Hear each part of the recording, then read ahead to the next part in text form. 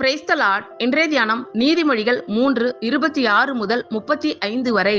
கர்த்தர் உன் நம்பிக்கையாய் இருந்து உன் கால் சிக்கிக் கொள்ளாதபடி காப்பார்.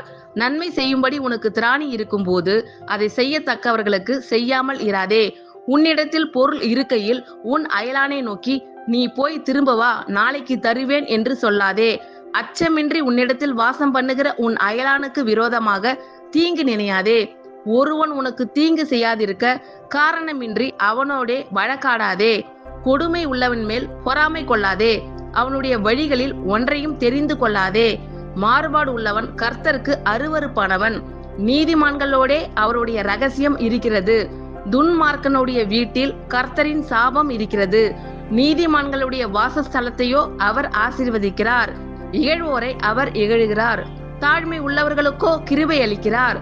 ஞானவான்கள் கனத்தை சுதந்தரிப்பார்கள், மதிகேடரோ கனவீனத்தை அடைவார்கள். ஆமேன். கர்த்தர் உங்கள் அனைவரையும் ஆசீர்வதிப்பாராக. God bless you all.